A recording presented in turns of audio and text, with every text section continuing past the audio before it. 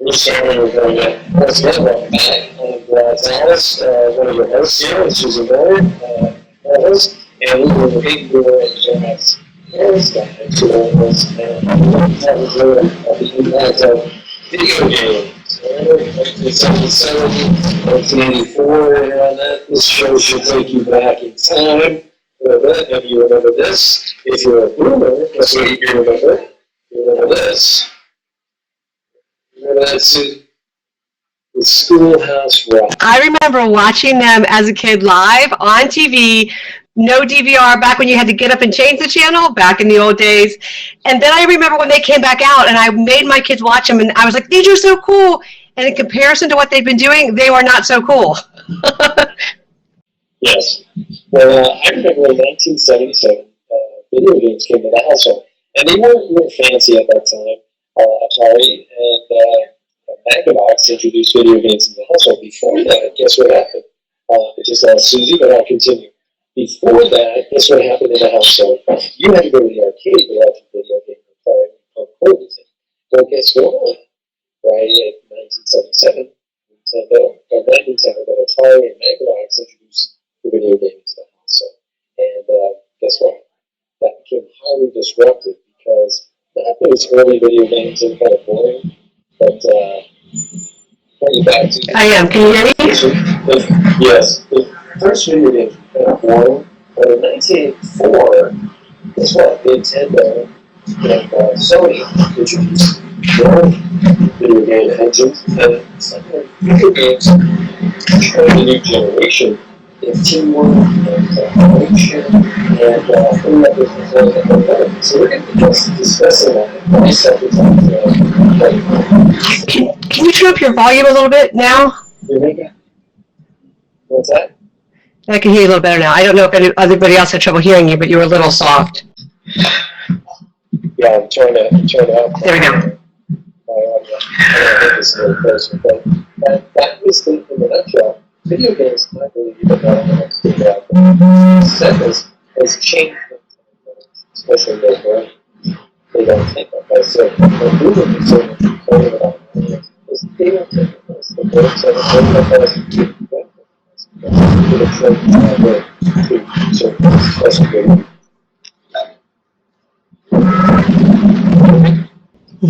Working on it. Keep going.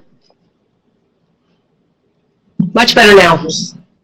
Your signal seems to be bad. So anyways, how can that be? I'm the only one here. What's that? I'm the only one here. How can that be that it's bad? I don't know. I don't know what it is.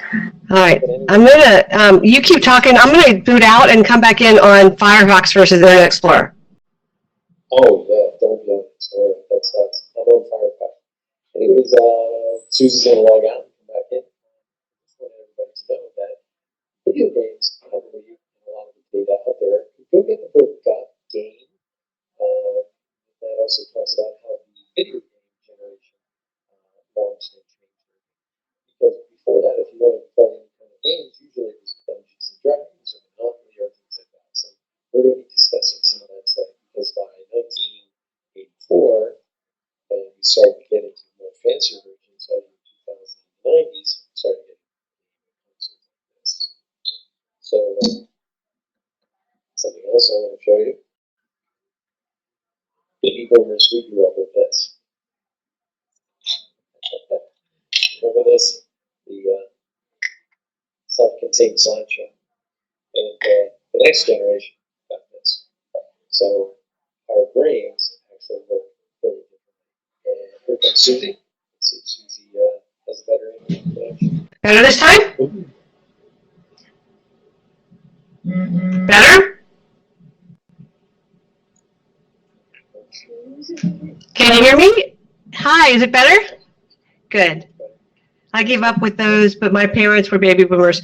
Yeah, I love that. It's funny. I saw a comedian once, John Heffron, talked about how when he got married, he wanted one of those Atari controllers, square right hand, press B just to fix his wife. And it was, it was hysterical, and everybody got it because that's how they controlled their world. Video games really not just, I know you're going to talk about how they totally rewired and made our kids' brains be wired differently, but how they also affected the way they view the world. So dive in, because this is fascinating.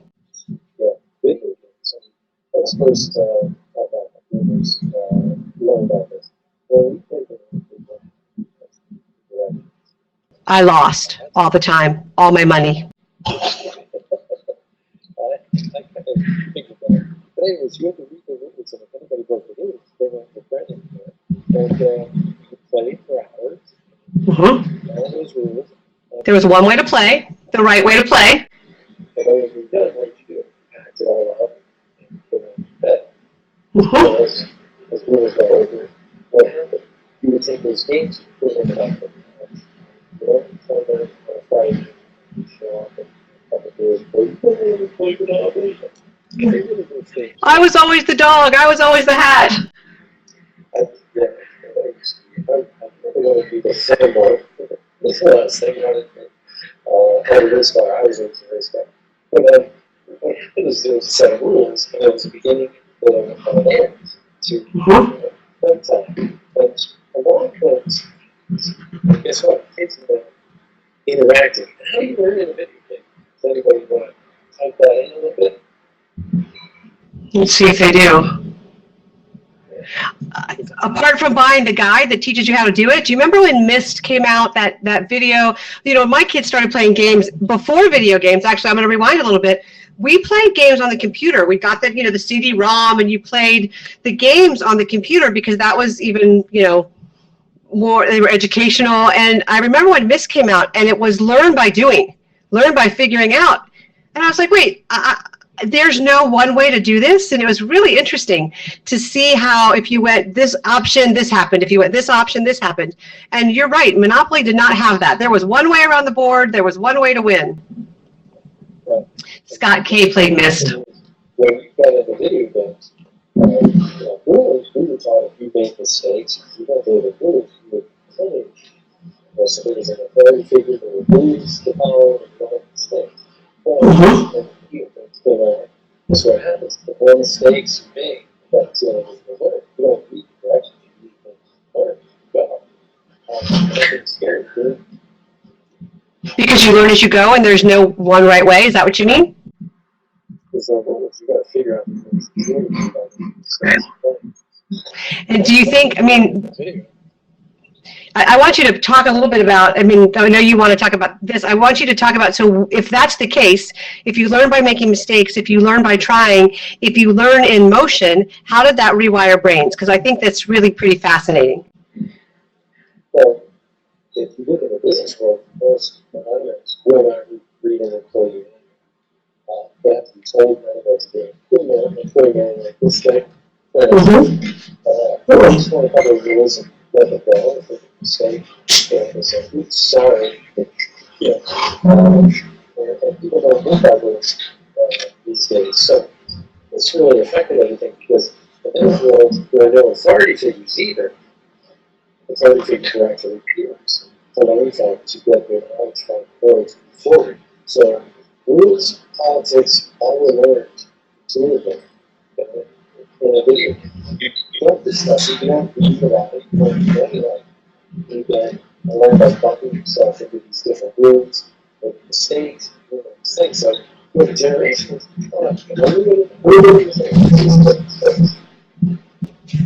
I'm just getting new headphones. I'm having a really hard time hearing you, Brad. But somebody else said you were loud and clear. All right, let's see what I'm doing. That's a little better. So that's better. It wasn't my headset. When I unplugged, it was the same. Is anybody hearing Brad loud and clear? Susie's loud and clear. Is Brad loud and clear? No, Brad's not loud and clear. Yeah, you're muffled, Brad, and we're losing your brilliance. A little better? Is this better? That's better. At all? Yes. Okay. Okay. All right. That's much better. It keeps going up. There you are. There's where you are. There we go. I want to take it down there. Yeah, somebody else just said, yep. So Scott. Okay, so let me recap, because I really want to talk about this. I think it's really important. You were talking about how they learn about risk and how they learn by trying, and how did that, in video games, the more you risk, the more you might have died, but you just rebooted and started again, right? Yes, you don't take, responsibility shifts when you die as many times as you want. When I used to play in the video games in the arcade, every quarter counted because you only got three lives. 3 deaths, right? Life. Yeah, you had to put in another quarter. So when you play at home, though, you just keep restarting, and you can play for hours. So the idea of sending your kid to his room to be punished kind of shifted, because now they would go into the room and either watch TV or play video games because parents put those in the bedrooms now. So we did not, and that was a huge fight in our family.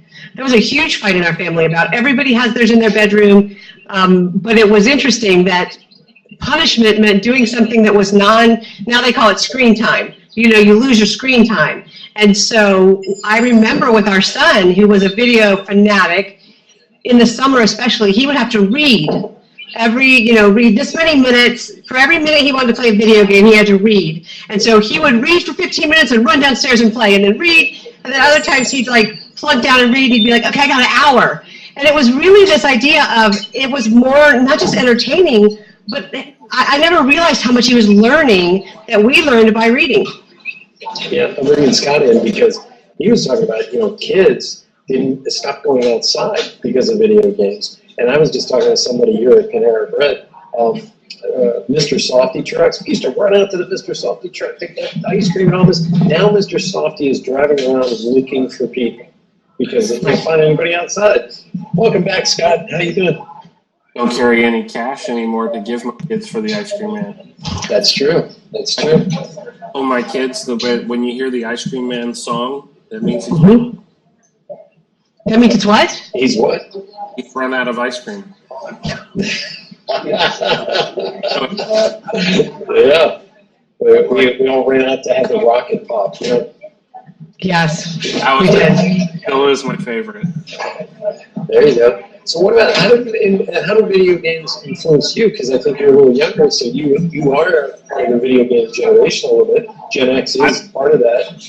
We're good at video games. I'm still not, but I did, played them all the time. My friend actually, his family or whatever, they bought an arcade game, like a real. So we were playing Donkey Kong, and we re-rigged the coin slot, so it just lives. That's how we played. Just took turns playing Donkey Kong. That's funny. I worked at Hershey Park in the arcade division, so. But That's fabulous. Video games for us was just. I grew up in Southern California in the Valley, and if it was, just a rainy day, or if it was hot outside, then we'd break out the video games. Other than that, we were outside. My kids, I got like a Wii, and I had it that I got boxed up when I got married. Right. And but the Wii, they didn't want to play the Wii unless it's a dancing game. Like they get too. I got one that gets too frustrated. Like if she can't be good at something right away, she just gives up. Yeah. And they want to reset. And so take that thought, Scott, and move it into life. So you have a kid who's 8 or 12 or 15, and now the millennials. You've got more of a digital native, where they're used to being able to reset, reboot, try again with no consequences. And that's the big thing that I think is a big issue with boomers and millennials is we were taught, you better figure it out because the consequences could kill you, versus try and learn, and failure is part of the process. It's a huge disconnect, I think, for parents and their kids. Well, that's go ahead. Go ahead, Scott. With one of my daughters is that how she gets frustrated with, if she fails at a video game, it's like, I don't want to play this anymore.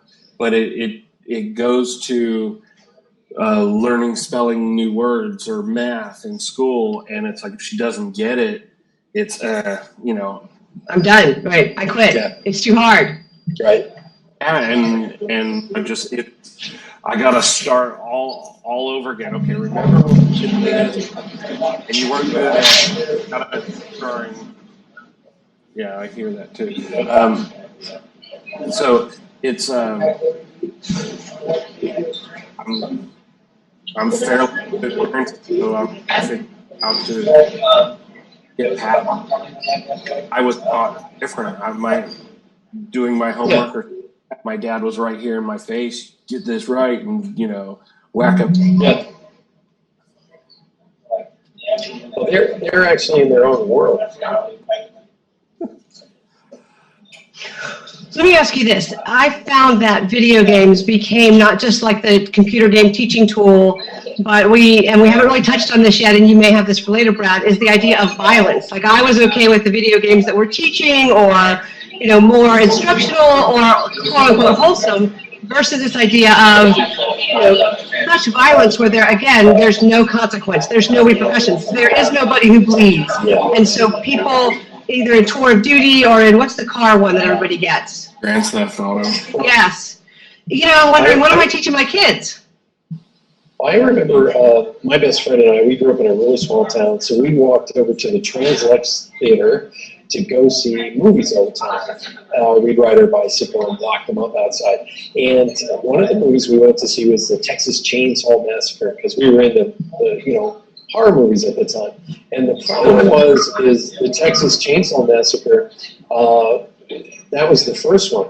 And when we went, we left the theater shaking. We'd never seen anything so violent in our lives. And we didn't like to watch violence, and we didn't know it was going to be that bad. And they billed it as, this is a true story. So we were shaking when we left the theater, and it was broad daylight outside. So I realized what violence can do if you see it, and it gets you. But this generation has actually been desensitized to violence, and they found that 70% of young teenage boys have played Grand Theft Auto. And there is studies to prove that video games actually fire up parts of our brain that were dormant during the time when we were cavemen, supposedly, where the violent part, the fight or flight mechanism is contained. And now some of you are saying, no, video games don't make us more violent. You're correct.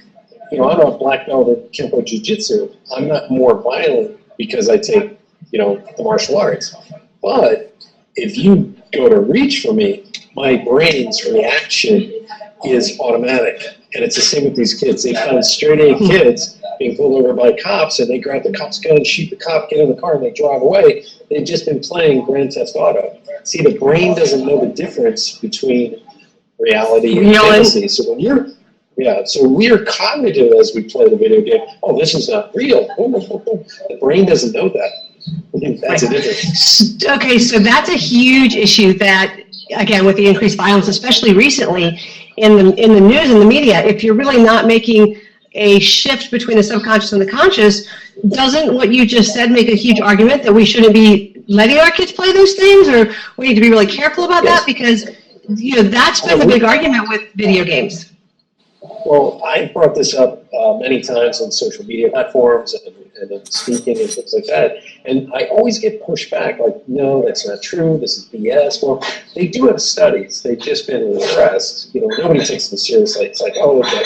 There's a PhD in Japan who's done dozens of studies with test subjects, and they found that people are more violent from violent video games. So it's kind of like the cigarette industry is saying that, well, you still have to prove that cigarettes cause emphysema. It's like, okay, really? And it's the same with videos. Now, I'm not saying that it affects everybody this way, but studies are starting to show, like certain kids, when they react a certain way in front of a police officer, these are straight-A students, and they're going, why are they reacting this way? Right. And turns out in the subconscious and in the conscious, certain parts of the brain that are being fired up, this is the response that they're trained to do. And it's scary. There were a couple of studies done a few years ago, but try finding them on the internet. Everything's on the internet. You can't find them. Wow. Well, it's a multi-billion-dollar industry, and so I think to have some of this come out is really not going to be a good thing. The upside is so the parts of their brain that are activated really have given this generation so much more bandwidth to deal with being always on or interactive. There's that, not sitting still. Somebody asked me, do you think ADD or hyperactivity has gotten worse? And I'm like, I don't think it's necessarily gotten worse as much as we just didn't know it before because we were made to sit. These kids have multiple things firing in their brain all the time. Yes. And that's, I think, don't you think that's technology related? Oh, yeah, absolutely. And I don't want anybody to judge this. Poor millennials are getting hit left and right with all this crap, but you ask a teacher if they can spot the kid that's been playing video games before they came to school, and they will show you which ones, because they don't have the sit-down thing. And they pump these kids with drugs. Millennials are the first generation. Gen Y and millennials are the first generation that was really given Paxil and Ritalin and Zoloft and all these things to control their behavior, rather than give them more in their curriculum. So they've been bombarded with all kinds of, pop psychology, I like to call it. But careful. Yeah. Look at it this way. If you go to a country like China or Japan, where they have martial arts in the curriculum for the children at an early age, now that's violent. That's violent, right? You're actually physically doing it. But it actually brings about a mental discipline. Because when a person gets hurt, they don't want to hurt other people. They kind of go, okay. And the martial arts gives you a different kind of discipline. It also allows you to discipline the mind as well as the physical body. A video game doesn't do that. You're just playing. Sometimes we haven't, I wouldn't say that, we've just opened up the floodgates, but the reality is some of the video game technology has led to, addiction with this kind of stuff, and being online and even porn and things like this. It's opened up the floodgates for people to not be as disciplined mentally as, let's say, a baby boomer who was afraid and got smacked by their parents or hit by a teacher and had to force themselves to sit and be like this and think. Well, and doesn't that go back to repercussions? What you just mentioned, okay, I'm going to go back because you said a whole bunch of things there. The idea of the discipline of martial arts, when you hurt someone else, you're aware of the fact that you could be hurt as well. Or when you get hurt, you don't want to hit somebody else. There are no repercussions in so many video games. There is there's not even a real tangible reward apart from hearts and stars, and, pinball wizard kind of stuff when it goes well. So if you shift that and you think about that in terms of the violence of video games or maybe not even the violence, just the reset button, the ability to start over, don't you think that has changed how they view, risk and reward?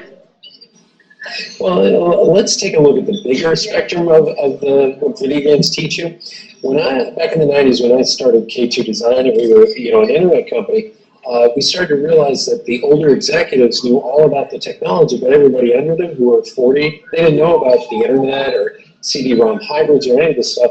The older executives, all, whether male or female, all knew about it because of their grandkids.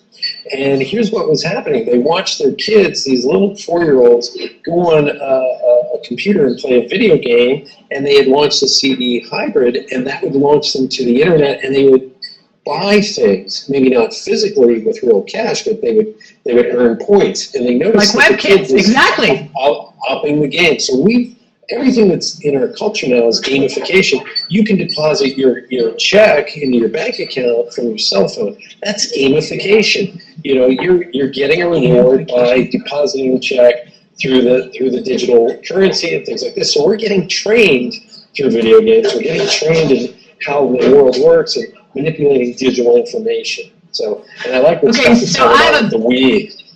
I have a great story about this I have a great story about this 4-year-old, and then you could talk about the WAY, Scott. The idea, I remember sitting in a basketball game with my niece, and at that point she was 4 years old, and her sisters might have been 10 or 9, and they were playing the girls' basketball. And she asked me for my phone, I think it was probably a 4 or 5 at that time, and she picked it up, and she literally, pressed some things, started videoing the game. I didn't even know how to do that yet. She's videoing the game of her sisters, and then she finishes, she hands it back to me, and then later I'm talking to her mom to tell her, hey, we got some video of the girls playing, and little Madison goes, hey, will you text that to me? She doesn't have a phone. She's just heard, hey, will you text that to me, so many times that to her, it's her vernacular. That's what these phones are for. And I can remember having an argument with my husband over the big, long video camera that we would want to watch our kids play soccer with, and he was like, I want to watch the game. I don't want to see life through a viewfinder. And it's fascinating to me how most of our kids walk around like this. While they're talking, they're periscoping. Nothing is just face-to-face without some sort of, oh, wait, let me document this, Yeah, it's true. Scott, have you noticed a change in your kid since you've gotten the WAY station? And because I remember with my nephew Sebastian, we got the WAY station, and he spent all this time making a little avatar of me with a little goatee and the spiky hair and all this stuff. And we had a lot of fun with it, but it really can be a positive bonding mechanism as well. Am I right?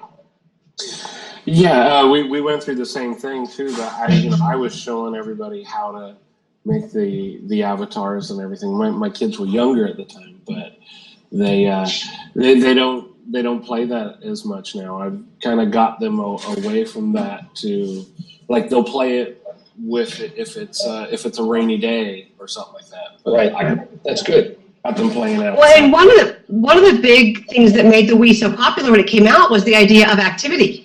Well, if they're going to play video games and they're going to be using controllers, let's let them play, mimic tennis or, Dance Revolution. And so it almost was like, go ahead.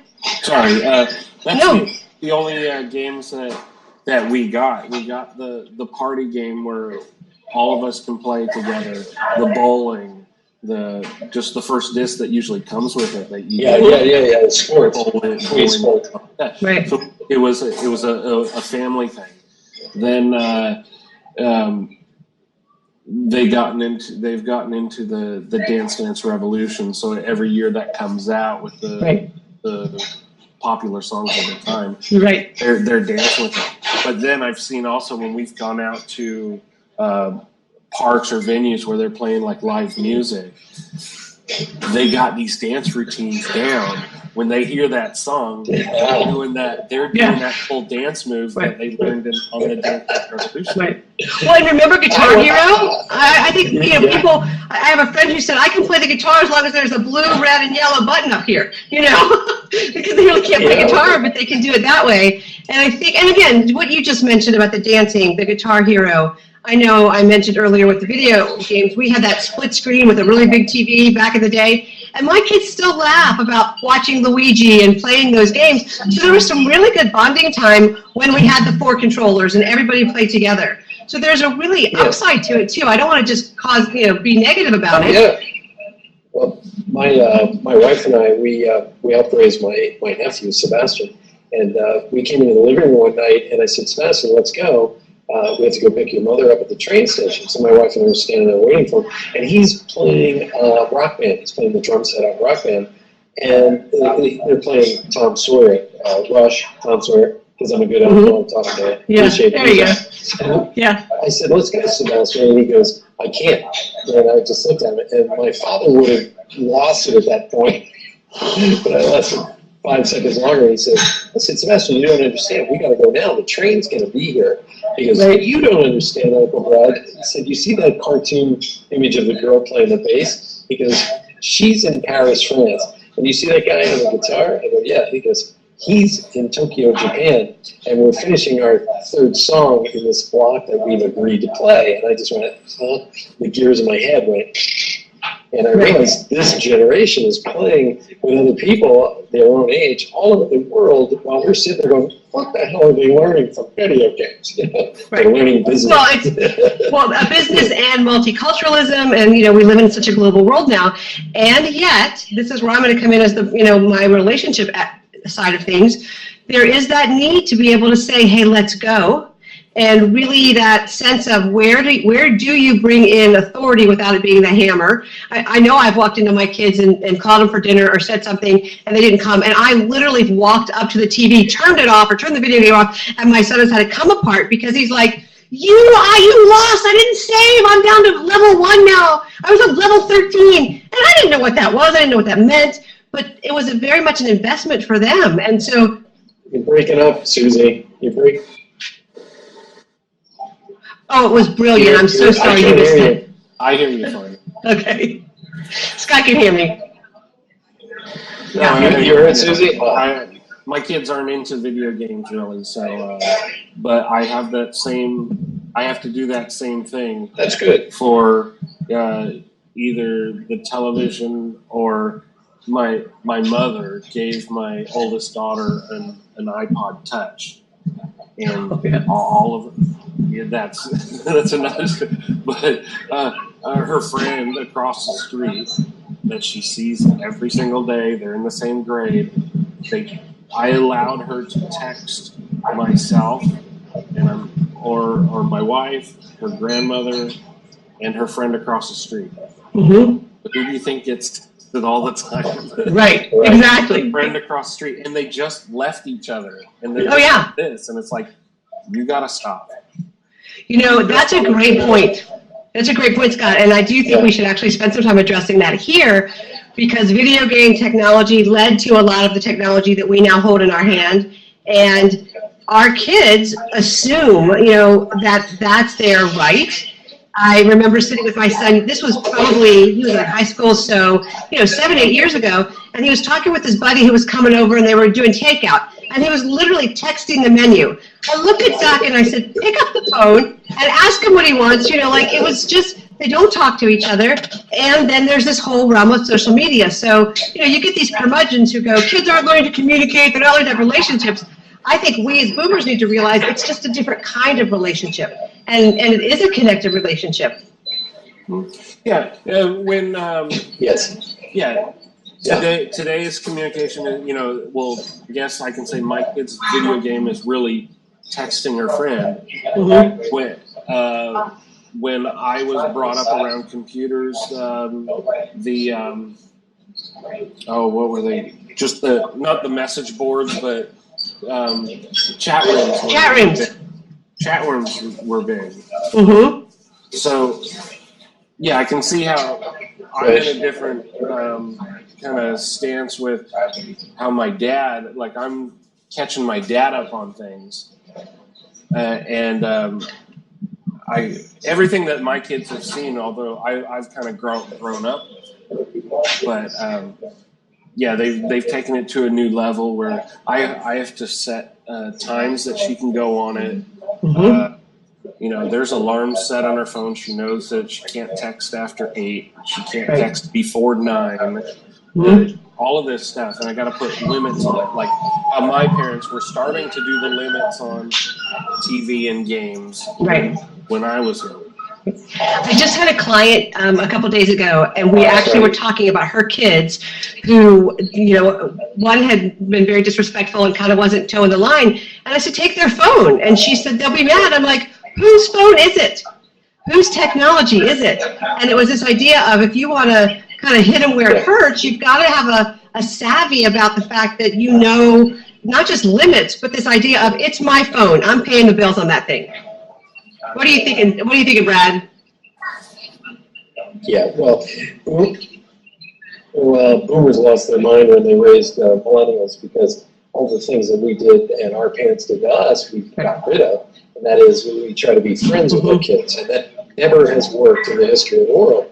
And so here we have this result. But I wanted to tell this story. One of my clients, actually Jeff Schwartzman, he was out in Jersey, and his daughter had a play date scheduled with a friend that weekend.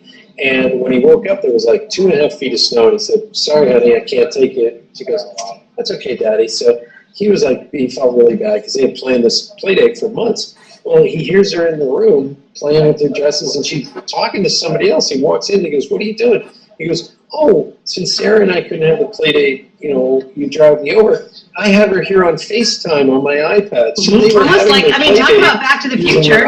Yeah, back in the day. Yeah, I mean, that was a Jetson thing. Let's conference, you know, because we can, and it's happening. Yeah. When I go out of town, that's how Well, this is a generation. After everyone's had dinner or something, I'll be on the FaceTime in my hotel room, but yeah, it's the same. Again, there's a huge upside to technology.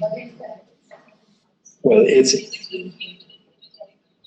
these young people, millennials, they've actually learned to manipulate digital information before they could read, write, and even speak in some cases. So you watch it, but they've been trained to use technology. So by the time they got out of college and into the business world, they have a skill set that boomers just do not have. We're emulating their behavior, but we really haven't grasped the technology. Meaning that they learned pre-language, digital things, pre-language and manipulating data. We learned post-language and probably post-maturity, an idea of trying to add that on versus it being intrinsic to who we are.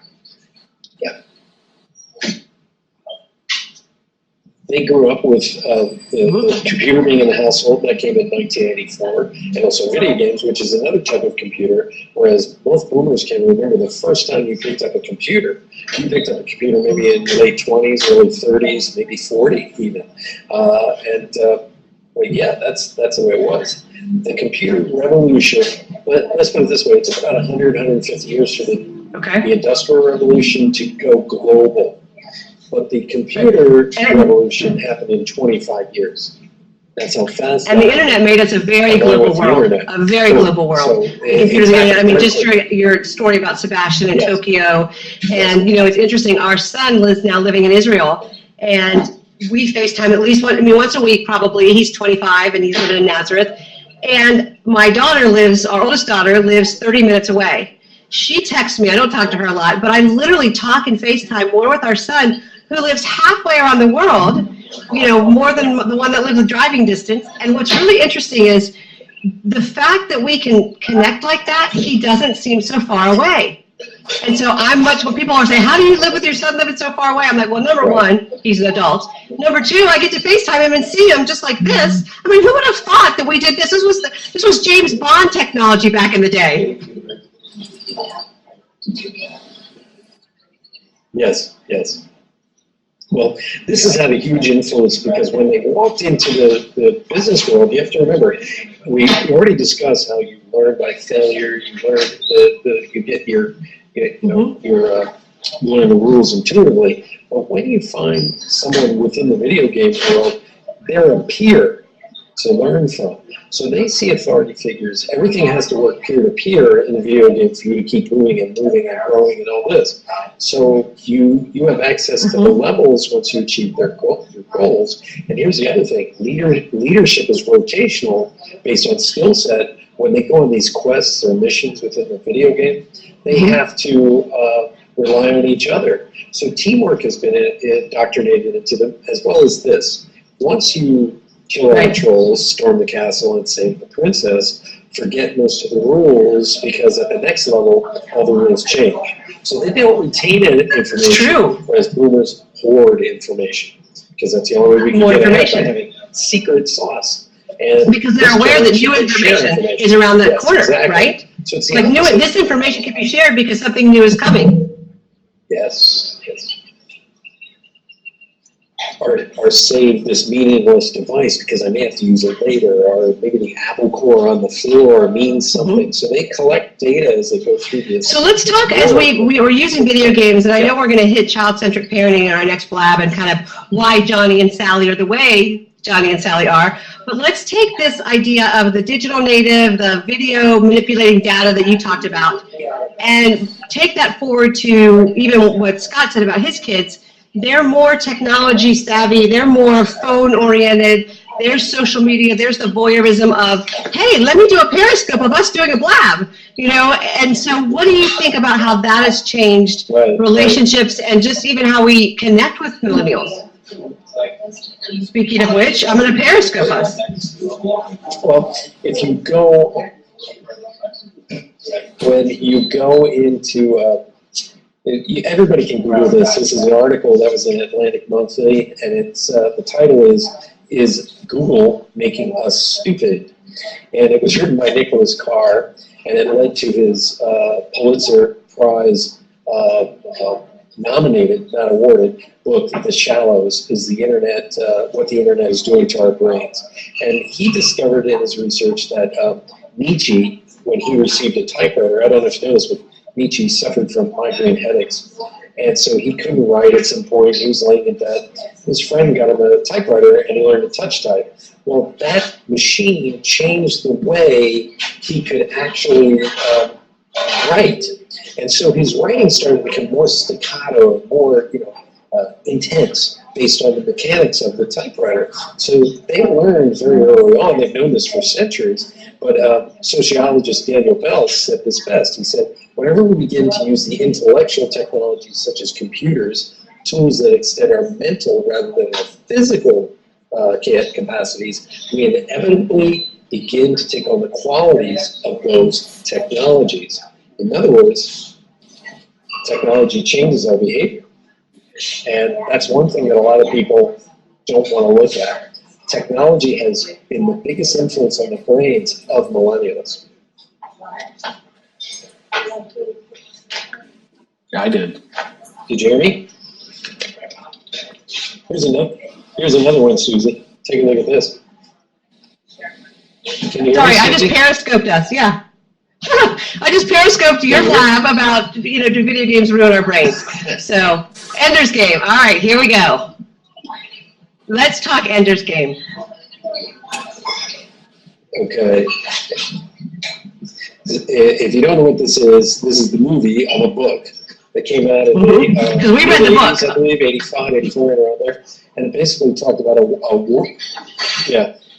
In the future, there was a dystopian society where an alien race had attacked Earth, and they spent 50 years training kids in a video type game environment to learn how to fight these aliens through video games, and they would pick the very best video game players to become admirals and generals in this dystopian universe and fight in space.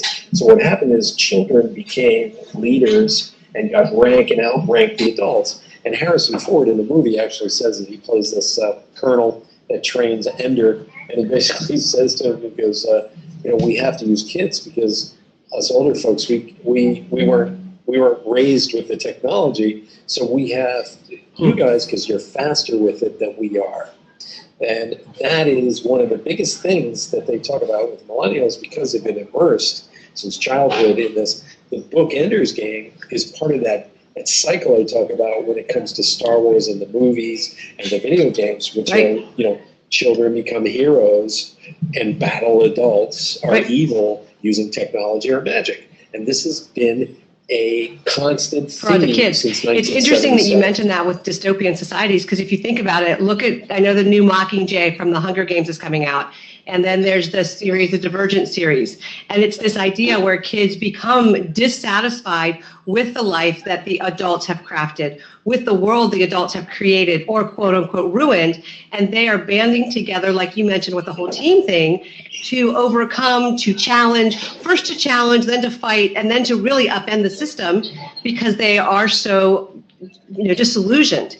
And I don't know if you're familiar with Hunger Games, but there is that the horribleness of the war, but it really is this idea of this generation has a commentary on us that's very legitimate and realistic. And so one of the things that I've tried to do with my own kids, but also all of my clients, or when I speak to boomers and as parents, and I know with business, is to say, what can we learn? How can we listen? Because it's not just, well, the millennials are wrong and we're right, or we're wrong and the millennials are right. It's what can we both bring to the table and kind of move forward together.